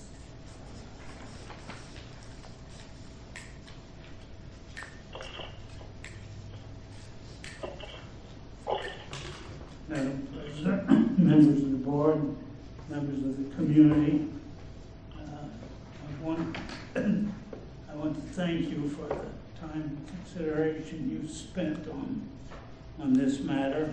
It's not a matter of priority, and probably in many cases could have been referred to a committee that would have dealt with the issues that arose. I spoke to Ray Stitz, who was offered to pay for this plaque, and he was appreciative of the wording that has been recommended for the changes. And I also want to thank the administration for that. At the present time, nowhere in Jurupa Valley is there anything honoring those kids that graduated from our high schools and went off to die in our wars. And this will be the first plaque that will recognize their sacrifice. And I think it's very important. And Dave Stitz, I'm sure, would be very proud to be mentioned in connection with her name. There is the one question that I have for the board of administration. When I initially presented this issue some months back, at that time Mr. Stitz, I had gone to him to make sure we had a way to pay for this, and he agreed, but he said at that time that he would like to have the work done by a personal friend and fellow businessman, and this would be a Western Trophy, which is a local business, has been around for a number of years, and I think has probably a number of plaques all over through our schools. And I think if there could be some, I don't know what the rules are as far as the payment, but we say on this item that the cost for the signage will be by donation from Mr. Raymond Stitz, father of Mr. David Stitz. And I'm wondering if there's some way it might be possible that rather than just being asked to present a check, if Mr. Stitz could in fact arrange the contract for the plaque through his friend. What I was going to suggest is that if this wording is so approved and Mr. Stitz is in favor of the wording, that he work with Western Trophy, do a mock-up of the plaque, and that he actually donate the plaque, and that he work directly with Western Trophy. It would be somewhat inappropriate to dictate who the district contracts with, but he can make a donation to the district of the plaque. Would be the best business way to handle it. I think that would be very satisfactory to him. I happened to stop by Western Trophy just to get an idea of the cost, which will be $1,000 to $2,000. And the owner said that she had had the experience of flying with David Stitz. And so I think this makes it a little more personal. Thank you. Thank you, Mr. Umpus. Yeah, so what you have before you is wording that has come after a number of both public discussions and sessions. It does honor, it recognizes Mr. David Stitz, and the names as they were suggested twice for high schools, and as importantly, in this case, all young men who dedicated their lives to service for our country. I have to say, when I looked and read the list, I was quite moved by it. I would like to just offer the suggestion on behalf of, I guess, administration, that an appropriate place for the plaque might be the boardroom. While the district office is nice, the foyer right now is really a dedication to Mrs. Roberts, and I think serves well in that. The boardroom certainly is kind of the public governmental place of the business of the district. So should the board approve of the wording and be comfortable with that, I would recommend it be placed here. And that we submit this writing to Mr. Stitz with Western Trophy. They can give us a mock-up of what they would do, and I'm sure that would suffice. Again, upon approval by the board.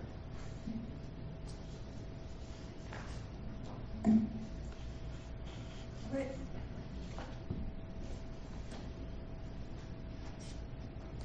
I like it. Go ahead, Mary. I like it. And I think it would look great in the boardroom. I think that's a great suggestion. Okay. I second that. Was that a motion, Mrs. Burns? Oh, sure, okay. Okay. I move that this plaque be, well, how are you going to put that in a motion? I move the recommended motion. There is no recommended motion. That we approved the plaque, the wording of the plaque paying tribute to the community members. There you go. All right. Thank you. And Mr. Schaefer? Second. You second. Any other questions or comments? Roll call Thank vote. you, Mr. Bob Umpers, for coming forward and doing this. He spent some time and some energy in recognizing people that needed to be recognized. Thank you, Bob. I'll let him know, Mary. All right, roll call vote, please. President Schmidt? Yes. Trustee Burns? Yes. Trustee Hernandez? Yes. Trustee Mendez? Yes. Trustee Shafer? Yes. Motion passes 5-0. Item C, discuss and act on request from Trustee Schaefer. Mr. Duchamp. Thank you, President Schmidt. At the last meeting, Trustee Schaefer brought up the issue regarding conference expenses for board members. His note is in the back. I will comment that prior to, I guess it's now 2007-8, the board did have, actually does have a policy which was removed, or the amount of money was removed, and I believe at that time was probably $3,000, and the year before that was $4,000 per year per board member that would pay for expenses for training and conferences, things like Masters in Governance, and I believe included in that. It may have even at that time been in addition to that delegate assembly costs if they exceeded the $4,000. I can't remember that. So that's a little bit of historical perspective and to echo. Mr. Schaefer, would you like to make any other comments? Yes. As stated back in 2008, 2009, 2010, the sitting board at that time eliminated those fees for board members, and it was very honorable of them to do that. It was very noble of them to do that. They were leaders in the fact that they sacrificed for the kids because of the budget issues. That was very nice of them, but it caused a predicament where we are today, and that those doing business with the district are paying for some of those fees, and it compromises the integrity of, I believe it compromises the integrity of the board. Some could construe that as a pay-to-play. And I also bring this up because there have been 15 to 19 indictments of school board members in San Ysidro School District, Sweetwater Unified School District, San Diego County, and Southwest College District, all indicted on accepting gifts from those doing business with their districts, which is against the law. And I also believe that board members in this day and age should not be in that type of predicament. I believe the community expects board members, and we're dedicated to what we were elected to do. We should be as educated as we possibly can. Going to conventions and workshops are very important, and they're getting very costly. Just the convention alone, you're looking at around $1,500. Workshops, this Masters in Governance, when held down here, no cost for travel and expenses, but when it's held up in, I think it's held in San Jose one time, and San Francisco, but it gets very costly, and I believe the district, to keep us out of this predicament, I believe the district should restore, or we should vote to restore those fees for board members. So, please comment. Thank you. One thing I want to let you know, on the Masters in Governance, there's always Northern California and Southern California. And I think when we discussed it, I said that we would make sure that we were always in the Southern California, just so that we didn't have, so you either have it in Ontario, Rancho Cucamonga area, Orange County, or San Diego. So we're trying to keep that. So. I have some comments. Well, hold on, Mary. We've got, memo was before you. Okay, fine. I would like to echo Mr. Shaver's comments. I agree totally that we as a professional board need to continue to be updated on the right information, to look at things from different perspectives. The trainings that we've been a part of that definitely, I think, have enhanced the professionalism and operations of our existing board. As Mary indicated, with a vacancy now in our board, looking at a future board member definitely would be helpful to include them in the training that we have been experiencing, not only with the Masters in Governance, but the training that we have had from the very beginning ourselves when we first started on this board back that very first year, remember? With our consultant coming in and training us as a board to, again, know what our roles are, know what our responsibilities are, and know how the best way is to undertake those responsibilities and deliver them in a professional manner. So I think that training is definitely incredibly invaluable, and I would support reinstating the budget that was allocated previously to have us support and continue our attendance in developing our professional responsibilities. Mrs. Burns. Yes, I too do support the return of the funding for the education of board members. But I do want to soften a little bit on what Mr. Schaefer's comments were, because I don't believe accepting the money impugns the integrity of our district in any way, shape, or form. When people run for public office, of course, the data that is out there on whom we accept funding from that support us is open and public. I believe that any contribution that comes in to support the education of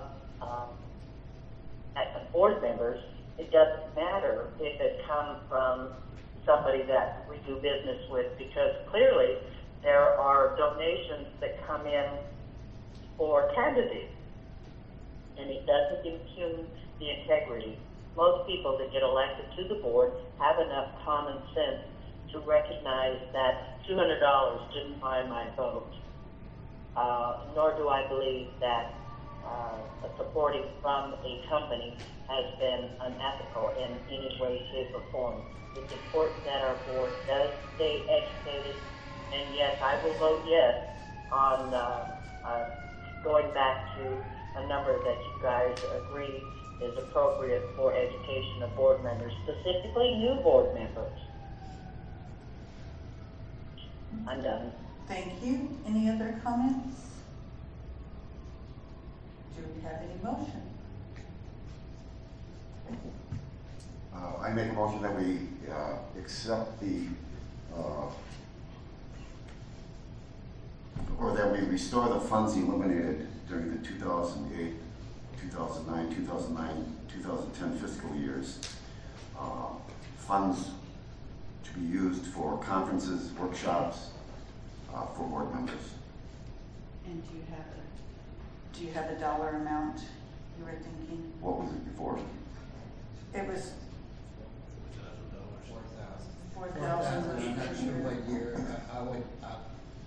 I would suggest you use the dollar amount rather than the year, because it might have been 2 steps.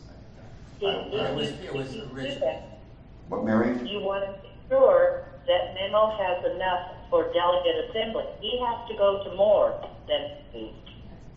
Well, if they restore these funds and continue with, we voted separately on that ourselves, continue on with that also for memo.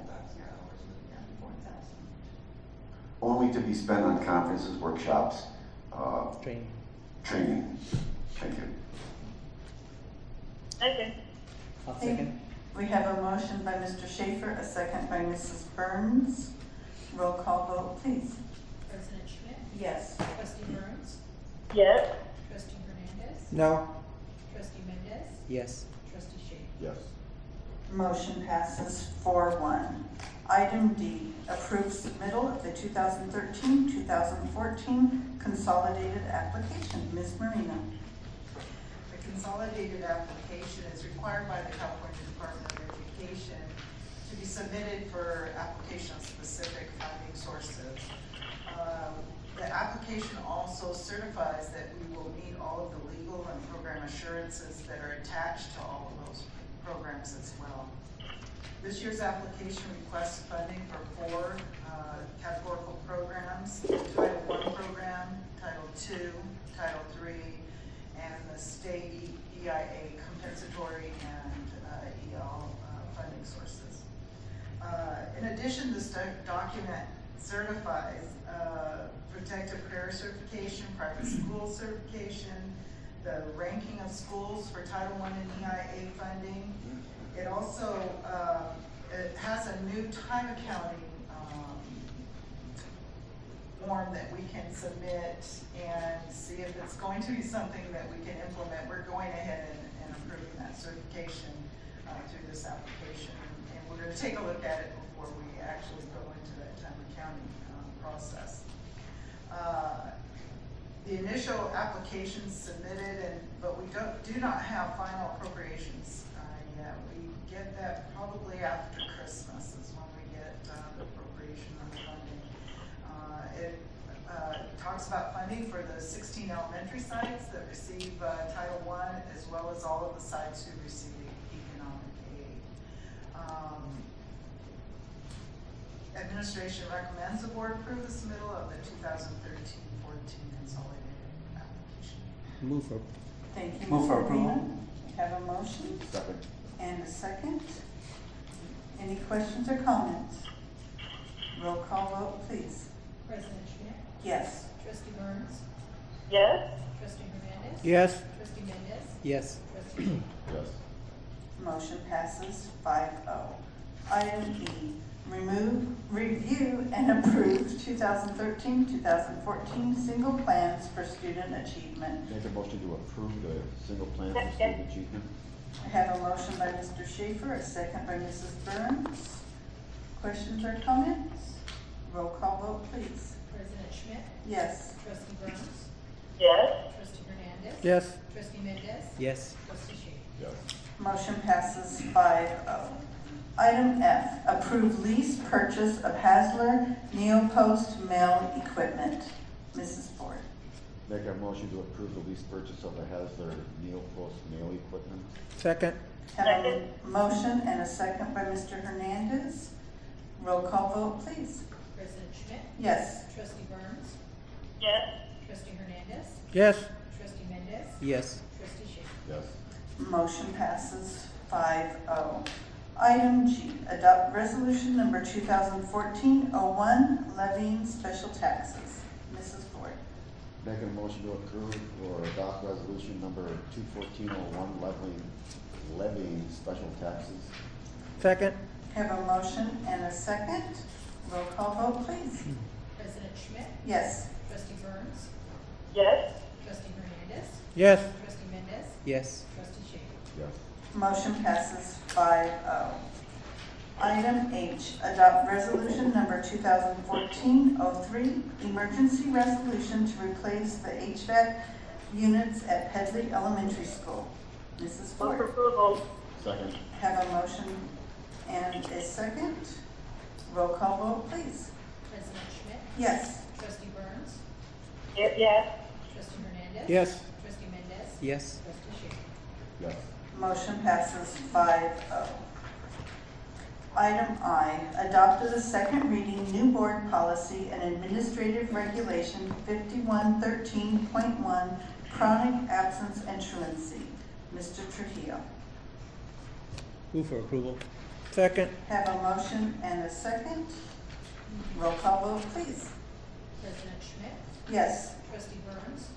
Yes. Trustee Hernandez? Yes. Trustee Mendez? Yes. Trustee Schaefer? Yes. Motion passes 5-0. Item J, adopted a second reading, new board policy and administrative regulation 5141.31, immunizations. Move for approval. Second. Have a motion and a second. Roll call vote, please. President Schmidt? Yes. Trustee Burns? Yes. Trustee Hernandez? Yes. Trustee Mendez? Yes. Trustee Schaefer? Yes. Motion passes 5-0. Item K, adopted a second reading, revised board policy and administrative regulation 5144.1, suspension and expulsion due process. Move for approval. Second. Have a motion and a second. Roll call vote, please. President Schmidt? Yes. Trustee Burns? Yes. Trustee Hernandez? Yes. Trustee Mendez? Yes. Trustee Schaefer? Yes. Motion passes 5-0. Item L, adopted a second reading, new board policy and revised exhibit E 5145.6, parental notifications. Move for approval. Second. Second. Have a motion and a second by Mr. Schaefer. Roll call vote, please. President Schmidt? Yes. Trustee Burns? Yes. Trustee Hernandez? Yes. Trustee Mendez? Yes. Trustee Schaefer? Yes. Motion passes 5-0. Item M, adopted a second reading, new board policy and administrative regulation 6173.1, education for foster youth. Move for approval. Second. Have a motion and a second by Mrs. Burns. Roll call vote, please. President Schmidt? Yes. Trustee Burns? Yes. Trustee Hernandez? Yes. Trustee Mendez? Yes. Trustee Schaefer? Yes. Motion passes 5-0. Item N, approved personnel matters. Mrs. Roush. Administration recommends the board approve personnel report number 1 as printed. Move for approval. Second. Have a motion and a second. Roll call vote, please. President Schmidt? Yes. Trustee Burns? Yes. Trustee Hernandez? Yes. Trustee Mendez? Yes. Trustee Schaefer? Yes. Motion passes 5-0. And added item.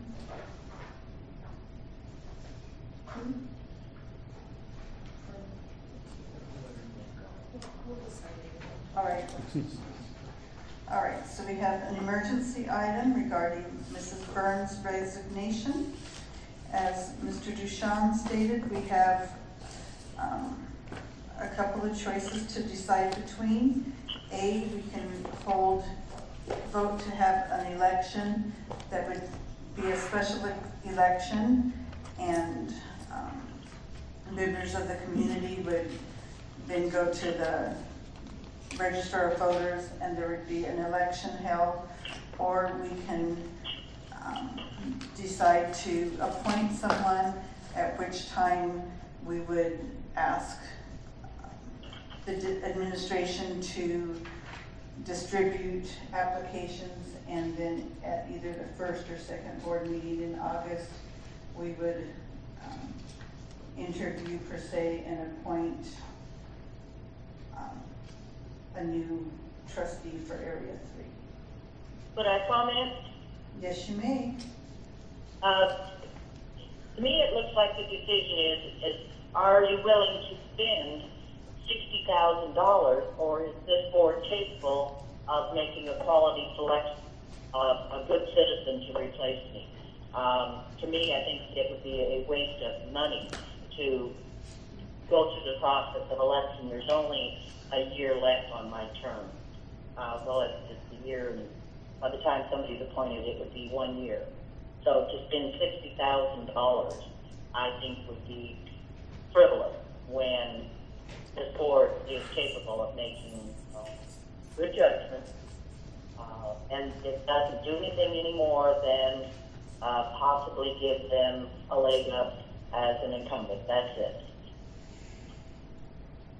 Thank you. And there is a suggested form that's in here that was used last time when Mrs. Considine resigned. If there's changes that want to be made, we can make that decision tonight too. Well, the paperwork that I got for that, this is trustee area 4, and I'm trustee area 3. Yes, because it's a copy of when Mrs. Considine resigned, and she was area 4. So I hope everybody will look very carefully at why they want on the board and what they bring to the table that support rest of the team. Madam President, Mr. may I ask Mr. Duchamp a question? You may. Thank you. Mr. Duchamp, if the letter is accepted by the 6th of this month, we have till the 2nd or the first meeting in September to select somebody. Is that not true? Yes, that's correct. Okay. Because I had a couple of questions. One is that how much does she have left on her term? And second, the cost that Mary just told us was about $60,000, which I know that we've appointed many a person over at the Park District, and we've always looked at what it costs just to go out to an election. So, and that was just my concern. But with that, does the superintendent of schools notify us in writing that he's accepted it? No, her resignation doesn't require acceptance. Okay. It's effective upon his receipt. Okay. And I just wanted to make one clarification too. If you choose to make an appointment, it's called a provisional appointment. And the public does have, I'm sure you went through this at Parks, the public does have an opportunity, if they are dissatisfied with that appointment, to bring forward a petition of 1.5% of the registered voters in the community. So, first of all, that means you don't have the final authority to vote. It's still a referendum to vote to, at least by petition. But secondly, it also gives the voters an opportunity, should they not like an appointment made. And as I think she clarified, her term is up in, actually the term would end in December of 1940. Wrong century, sorry. I told you I was old. 2014. Yeah. Thank you. Mr. Schaefer. If, will the district be advertising or putting on a notice along with I think what would also help is the new trustee boundary up to where this person can come from. Yes, in the past, I believe we issued a press release, a public notice, or some official document to immediate release, and we would send it to all members of the press, being the Riverside County Record, the Press Enterprise, the Daily Bulletin, and we include a map of the trustee area. The process last time included a brief application. Those people were then asked to attend whatever meeting you set as the deadline for that. And it can be either nominations by themselves or other people can nominate them. Obviously, if somebody nominates somebody, hopefully they've asked them, because they can decline, I guess. I don't know if you can appoint somebody unwillingly to the board. It's never come up, but it's advertised with the trustee area. You'll get some, okay? And one thing that we would do is prior to the board meeting, we would review the address of the person to assure they were in that trustee area. And I agree with Mr. Hernandez on the cost. I think this is, this is very. I agree with Mary on the makeup of this board.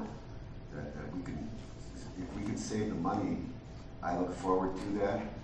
I believe we can, and if we need a motion on that. Do it. I make the motion that we appoint. I'll second the motion. Okay, we have a motion from Mr. Schaefer and a second from Mr. Mendez. Any other questions or comments? Would you like to set a deadline, a date for that? That would probably be good, but what's the consensus of the board? Do we want the first August meeting or the second August meeting? What kind of timeline do we need, Mr. Duchamp? We could have a It notice depends on out. what's on the agenda for the next meeting. Is there items that are crucial or controversial? If there is, wait till the second meeting. We could have this out probably by the end, even there's a holiday this week. I'd say we could have it out by the end of the week, so it would be in the newspaper. We would publish it a number of times, so that then we get 4 weeks for applications to be in if you want to do it at the first meeting in August.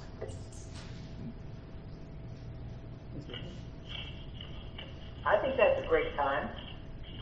So at our next meeting, we're going to be appointing The August 5th.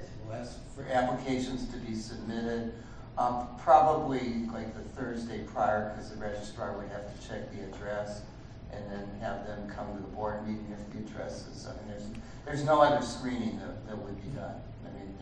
They're nominated, they apply, you interview them. Yeah, you make sure they're not in prison or. That would show up on their address. I would think giving the community a little more time. We've got 60 days to do it. The second meeting in August is how many days? Well, that's too long. That's too long? Yeah, that's too long. Because You shouldn't have to wait that long. by the time the community finds out Mary abandoned us, it'll be. I didn't abandon you. I didn't leave angry, and I'm not going away. That'll take a week to 10 days. No, not this community. All right. Yeah, somebody out on the street right now. Are you kidding? They're filling in petitions. Okay, so Mr. Schaefer, since you made the motion, do you want to give a date in your motion, or do you want it to What do be you, a second? 30 days? Colleagues, 30 days? 60 days? What? 30. We have to have somebody by the 60th day, and The second meeting won't be made. It's gotta be that time. the September meeting will not. I agree with you, I think that's the more time, That would be nice to have more time. So I'll make the motion, since we can't wait till the second meeting in August, that the board appoints someone at the next meeting after interviewing applicants. So, I read that. do you agree, Yes, Mr. Mendez? yes, yes, I Okay, do. so, applications will be due August 1st. And then they will be at the August 5th board meeting for interviews, is how it Oh, yeah, that gives them more than a month. That's fine. All right. All right, roll call vote, please. President Schmidt? Yes. Trustee Burns? Yes? Trustee Hernandez? Yes. Trustee Mendez? Yes. Trustee Schaefer? Yes. Motion passes 5-0. All right, board member comments and committee reports. Mr. Hernandez. I'm first? All right. Not too much to say except thank you, Mr. Gill.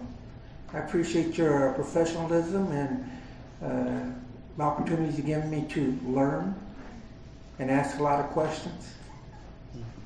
I do that. I also want to thank Ms. Burns for her support, her service to the community. And even though we don't get along too much, but I still appreciate all she has done. Thank you, Mary. Mr. Mendez. First, I'd like to apologize for not having a DLAC report as I had intended to do, and I stated at the last meeting. Unfortunately, I was not able to attend due to a family matter that continues, but anyway, I just wasn't able to go to that meeting that day. I would like to also thank and appreciate the work that Mr. Gill has done for the district over the year. The term that he has been here, always it's was stated very highly professional and knowledgeable, and the information he provided with us has been very valuable for us to do our work. So thank you very much. Also, thank you to Ms. Moreno and again all the staff that's involved in complying with all the requests for, I'm sure, tons of information was requested to ensure that we're in compliance with all of our programs here in the district. And I know the task that it takes to pull that off, and I know the leadership that it takes to organize it to pull it off. So thank you for a commendable job, very well done. And I'd like to also congratulate Jurupa Valley High School on their six-year accreditation. As was stated by Mr. Trujillo, very meaningful, very significant, and very well-deserved recognition. Likewise for Nueva Vista in their midterm accreditation, and they were finishing, thereby getting a chance to finish their plan that they set out to do 3 years ago to complete it in 3 more years. So another congratulations there for the staff there as well. And with that, that's it for today. Thank you. Thank you, Mr. Schaefer.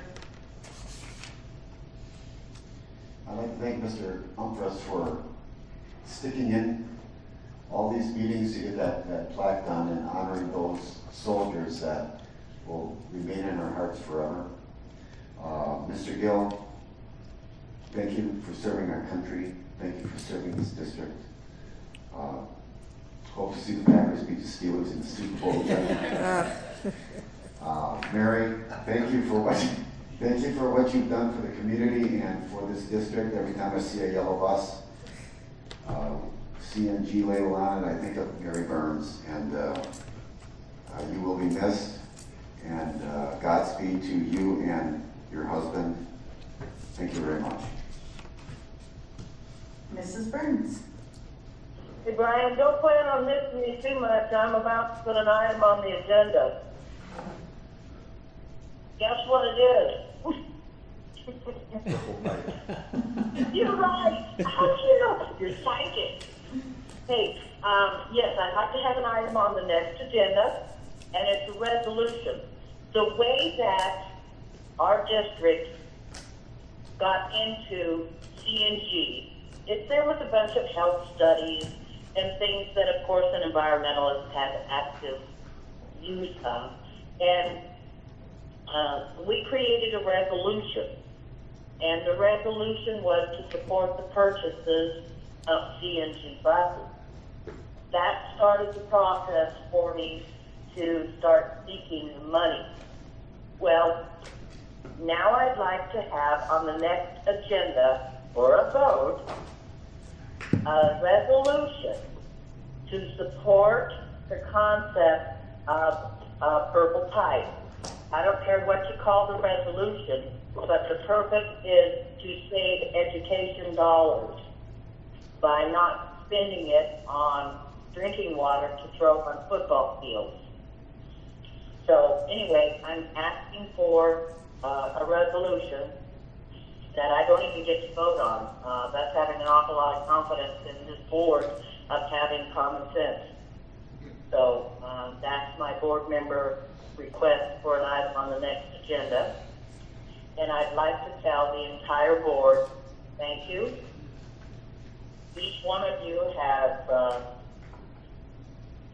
been a pleasure in one way or another. Some of you when you arrived, and I do appreciate that. I've spent 1/3 of my life working for the health of children, and I'm not going to quit now. I'll still be working as an activist in various ways. Various ways will always be for the health of children and for quality education in our schools. Thank you. Thank you, Mary, and if you will get in writing your request to Mrs. Collins so she can have it on the next agenda, we will appreciate it. I will take care of that. Thank you. And thank you, Ms. Marino, for all your hard work. I know you were running all over the place to get things done, and thank you and all of your staff. Mr. Gill, we will miss you very much. And to all the new appointments, congratulations. And we are adjourned. Madam President. Yes, sir. I also must give my appreciation to Mary. I appreciate working with her, not only in my years on the board here, but also even prior to that when I was working for the district, and she has been always wholeheartedly, everything she has done has been for the welfare of students in our district and our community, and I gotta appreciate the dedication and all that she accomplished to benefit again our district and our community. Thank you, Mary. Thank you. All right, now we are adjourned. Thank you.